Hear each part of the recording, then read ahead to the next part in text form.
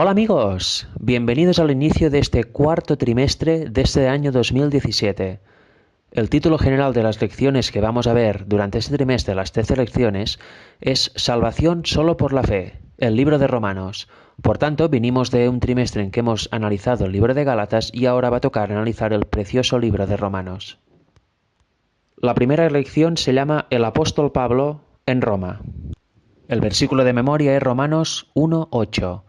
Primeramente doy gracias a mi Dios mediante Jesucristo, con respecto a todos vosotros, de que vuestra fe se divulga por todo el mundo. En esta primera lección vamos a analizar un poquito el contexto cultural de Roma, por qué Pablo fue ahí, a qué tipo de personas iba dirigida la carta, porque tal y como nos recuerda la lección, es importante tener este contexto.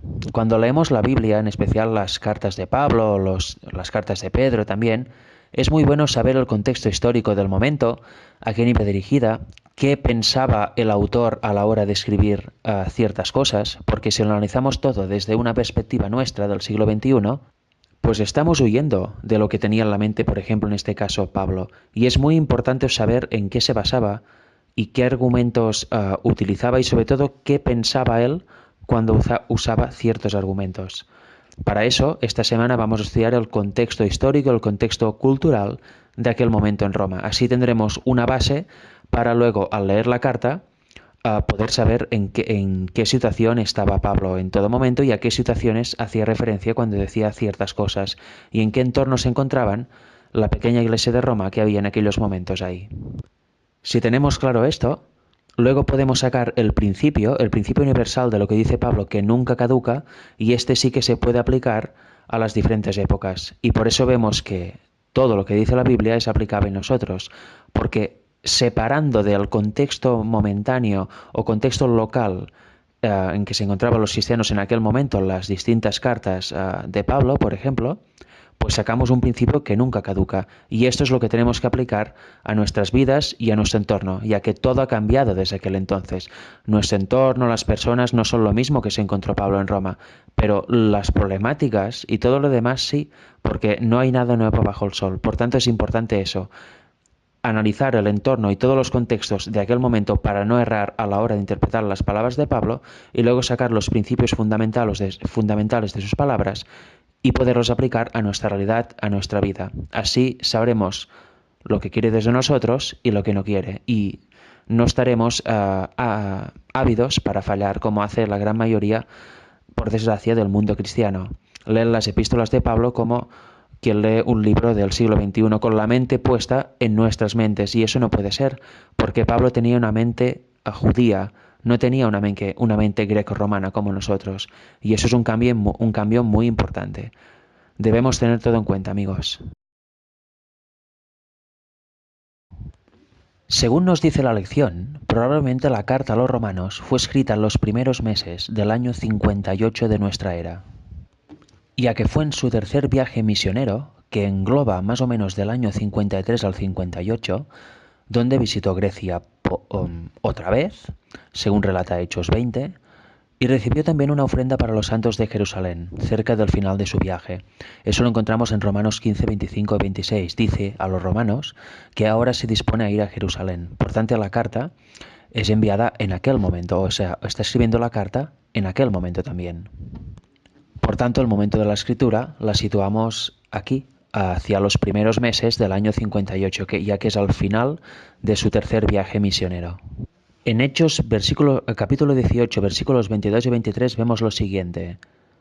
Habiendo arribado a Cesarea, subido para saludarle a la iglesia y luego descendió a Antioquía. Y después de estar allí algún tiempo, salió, recorriendo por orden la región de Galacia y de Frigia, confirmando a todos los discípulos. Y luego llegó a Éfeso, un judío llamado Apolos, natural de Alejandría, varón elocuente, poderoso en las Escrituras.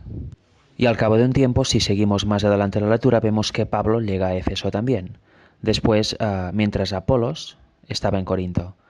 Por tanto, lo importante que vemos aquí es que hacia el final de su tercer viaje misionero, pues va a Galacia también. Justo hemos estudiado la carta a los Gálatas en el trimestre anterior, durante estos 3 meses. Ahí vimos las problemáticas que había en esta región y el problema que estaban causando los falsos maestros judaizantes convertidos al cristianismo, los problemas que estaban causando a los gentiles. Por tanto, en este sentido, por eso Pablo habla con gran denuedo en la carta a los romanos. Vemos cómo afronta los problemas que había ahí en Roma, y también en el capítulo 11 de Romanos les hace una magistral explicación sobre los dos olivos, los cuales uno representan el pueblo de Israel y el otro, el natural, y el olivo silvestre representa al pueblo gentil. Por tanto, vemos qué había en la mente de Pablo en aquel momento. Él ya había visto o estaba a punto de ver toda la problemática que había en Galacia. Por tanto, la carta a los romanos, la cual escribió posiblemente, como hemos dicho, al final de su tercer viaje misionero, ya tenía en mente todos estos problemas que había visto en otras regiones. Por tanto, quería asegurarse de transmitir a los creyentes de Roma, a la iglesia de Roma, que no cayeran en lo mismo.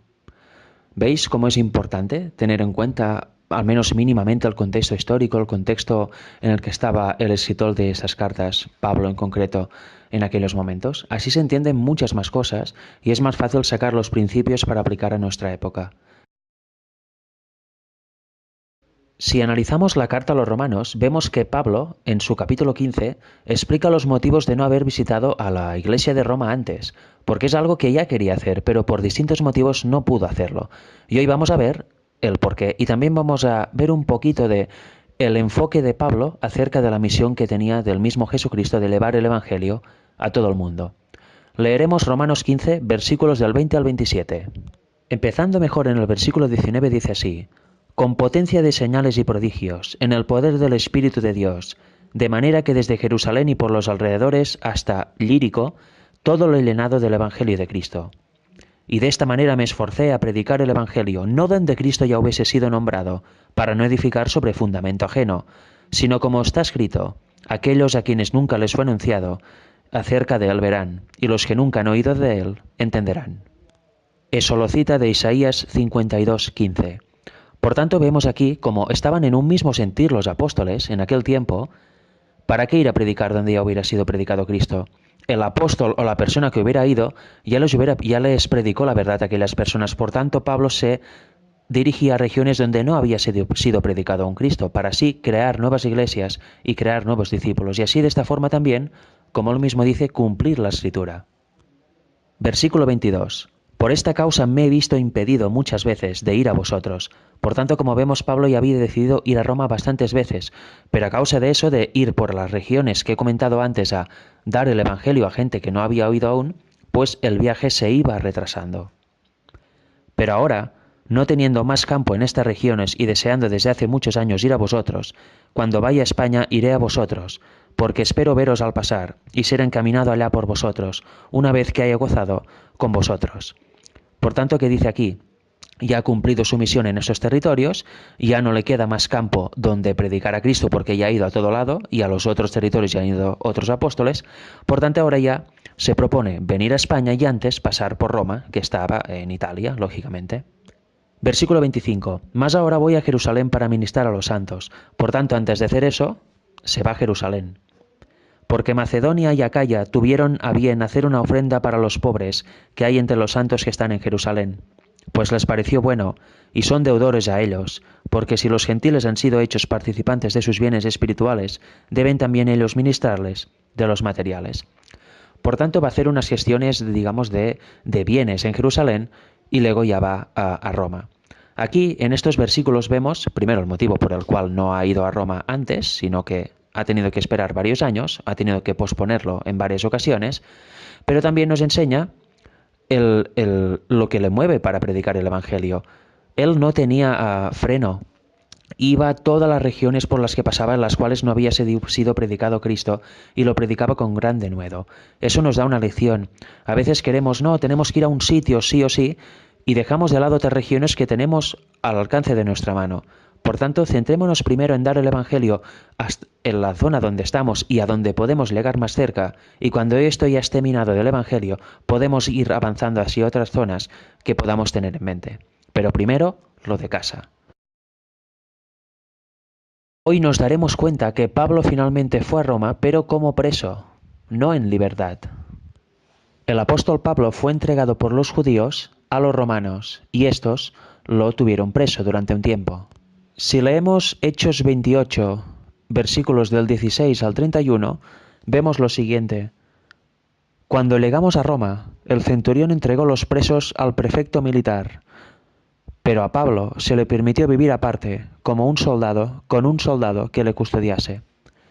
Por tanto, vemos que aquí Pablo tuvo un trato diferente a los demás y fue dejado solo, pero custodiado con un soldado.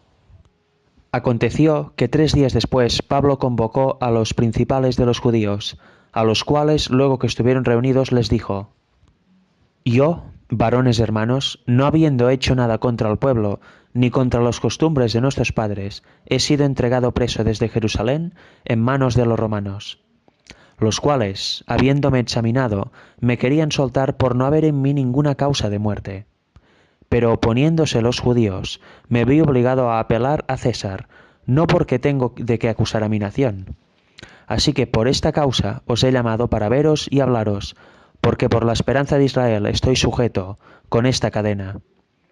Entonces ellos le dijeron: Nosotros ni hemos recibido de Judea cartas acerca de ti, ni ha venido alguno de los hermanos que haya denunciado o hablado algún mal de ti. Pero querríamos oír de ti lo que piensas, porque de esta secta nos es notorio que en todas partes se habla contra ella.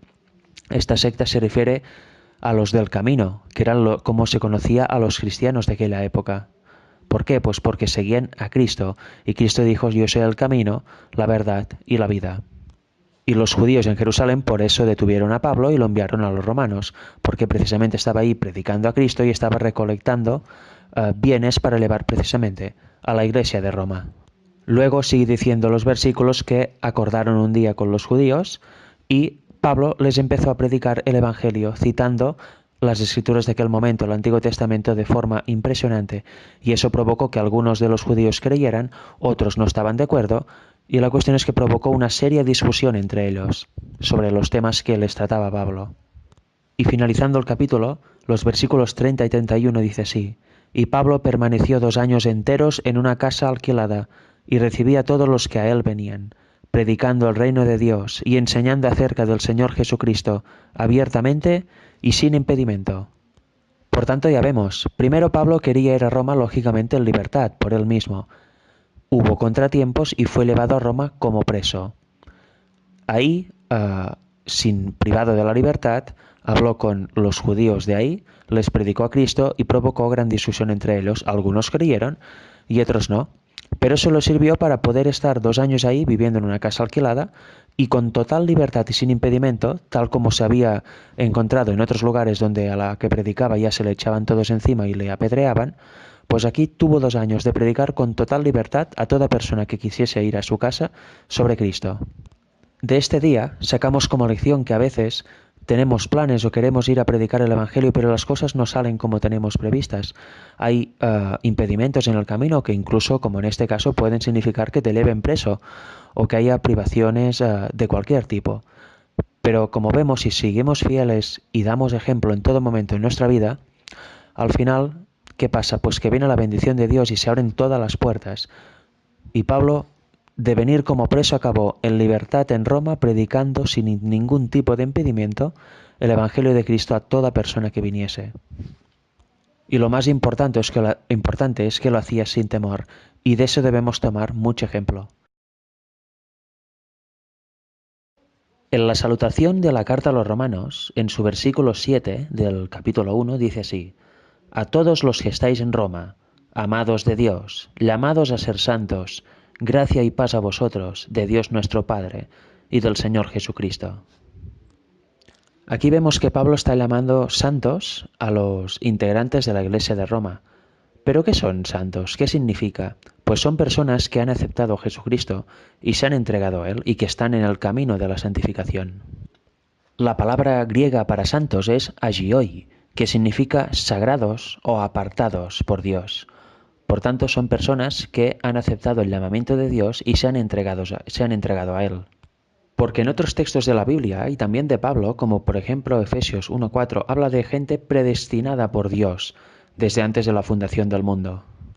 Mucha gente interpreta este texto y otros como que hay personas que ya están predestinadas y por tanto nada pueden hacer para evitar la misión que tiene Dios para ellos y que están predestinados para salvación, y hay otros que por más que se esfuercen no podrán ser salvos ya que no han sido predestinados por Dios.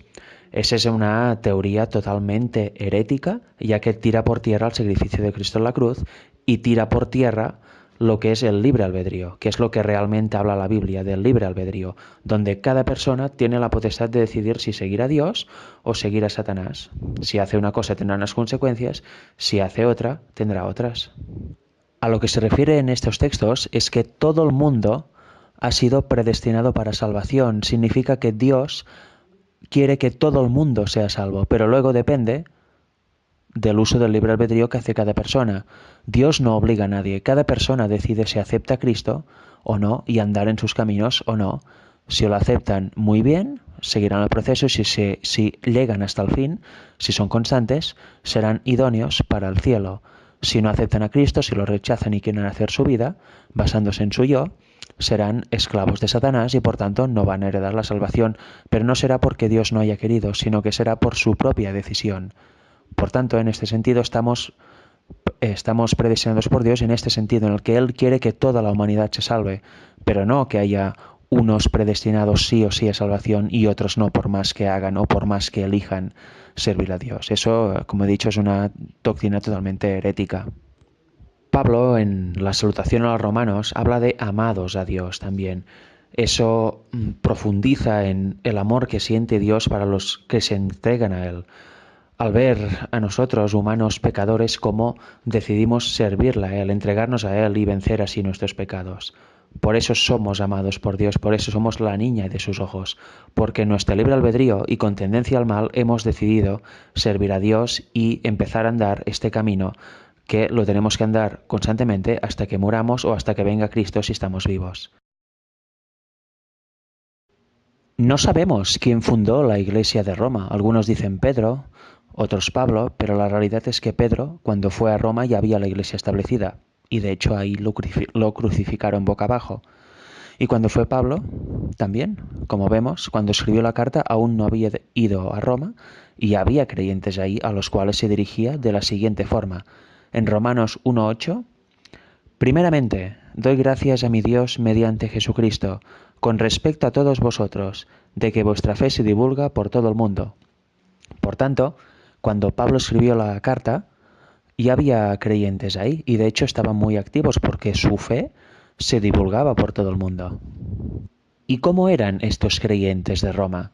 Nos lo dice el mismo Pablo en Romanos 15, versículos 14 y 15. Pero estoy seguro de vosotros, hermanos míos, de que vosotros mismos estáis llenos de bondad, llenos de todo conocimiento, de tal manera que podéis amonestaros los unos a los otros. Por tanto, vemos tres características: llenos de bondad, llenos de todo conocimiento, y eso provoca una tercera acción, que es que se puedan amonestar los unos a los otros. ¿Por qué? Pues porque lo harán en base a las Escrituras. Y eso es lo más importante, dar consejos con base escritural. Si no, son simples opiniones que pueden ir en consonancia con la Biblia o no. Pero por eso es importante tener el conocimiento, porque si se tiene el conocimiento correcto, luego todas las opiniones, consejos y amonestaciones serán con base bíblica, no serán con base del yo. Llenos de bondad también. Es importante que un cristiano esté lleno de bondad. Y eso solo se consigue uniéndose a Dios y caminando por donde Cristo anduvo, porque si no es imposible que salga nada de nosotros. Y también es importante que conozcamos la Biblia, que conozcamos las Escrituras, porque así es como se llega al verdadero conocimiento. Y también es importante que nos unamos a Jesús, que es la fuente de todo conocimiento, y también es el camino y la verdad y la vida, tal como Él mismo dijo.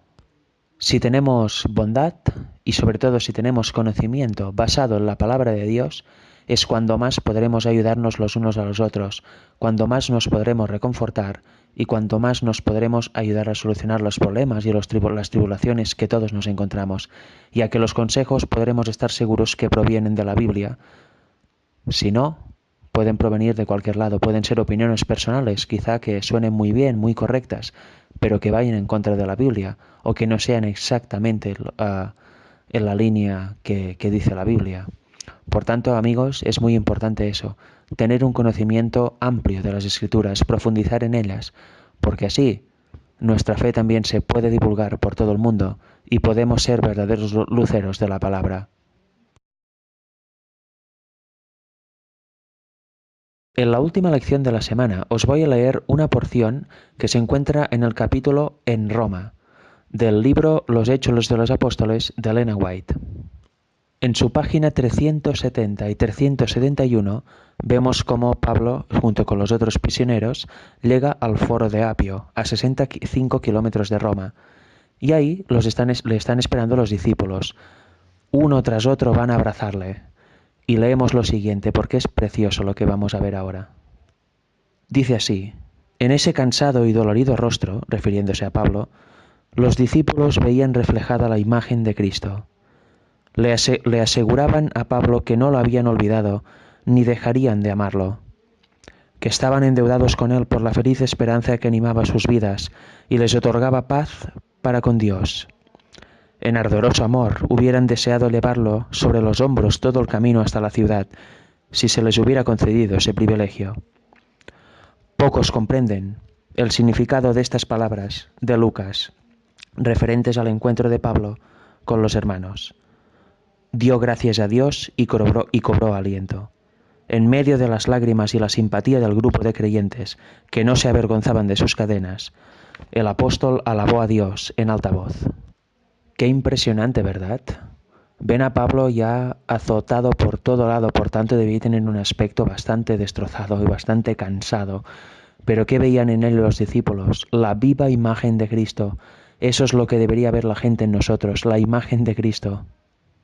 Y al recibir tanto cariño y amor, ¿qué le sucedió a Pablo? Pues lo siguiente: se disipó la nube de tristeza que había pesado sobre su espíritu. Su vida cristiana había sido una sucesión de pruebas, sufrimientos y desilusiones, pero en ese momento se sentía abundantemente recompensado. Con paso firme y corazón gozoso, continuó su camino. No se quejaría del pasado ni tampoco temería el futuro. Sabía que lo esperaban cadenas y aflicciones, pero también sabía que debía rescatar almas de un cautiverio infinitamente más terrible, y se regocijaba en los sufrimientos que tenía que padecer por causa de Cristo. Aquí vemos una vez más la encomiable actitud de Pablo. Habría sufrido muchísimo, sabía que le esperaba un montón de sacrificios, aún más, un montón de azotes, y el martirio, probablemente, pensaba. ¿Pero qué lo reconfortaba? El trabajo evangélico, el trabajo misionero, el llevar a Cristo a las almas y que almas aceptaran a Cristo. Eso le hacía pasar todo cansancio. Por eso también reflejaba la viva imagen de Cristo. A Cristo le sucedía lo mismo. No tenía dónde apoyar su cabeza, no tenía dónde dormir. Andaba todo el día predicando el Evangelio, o sea que acababa muy cansado también. Incluso algunas veces se pasaba la noche en oración. Pero eso le reconfortaba: salvar vidas, hacer milagros y sobre todo llevar el Evangelio de su Padre a las personas. Pues Pablo, igual que todo con todos nosotros debería ser, deberíamos sufrir aflicciones, pero cuando las suframos, estar gozosos, porque si es por causa del Evangelio, bienaventuradas sean, y todo sea por llevar el Evangelio a los demás. No importa la aflicción, las pruebas, si es para que un alma se convierta a Cristo, bienvenida sea. Debemos meditar y tener este pensamiento en mente muchas veces, porque a veces cuando tenemos problemas enseguida nos abatimos y venimos abajo. Debemos consolarnos más, debemos orar más y saber que nuestras acciones por el Evangelio pueden dar fruto y a su debido tiempo seguro que lo darán con la ayuda de Dios. Por tanto, todo el trabajo sufrido será una gran recompensa. Lo recogeremos en forma de recompensa, si vemos que las almas se convierten a Cristo gracias a nuestra intercesión. Si dejamos a Dios actuar en nosotros y gracias a nuestra labor las almas se convierten a Cristo, ¿qué más podemos pedir? Los sufrimientos quedan directamente a un lado y son tomados como a cosa menor. Que Dios os bendiga a todos.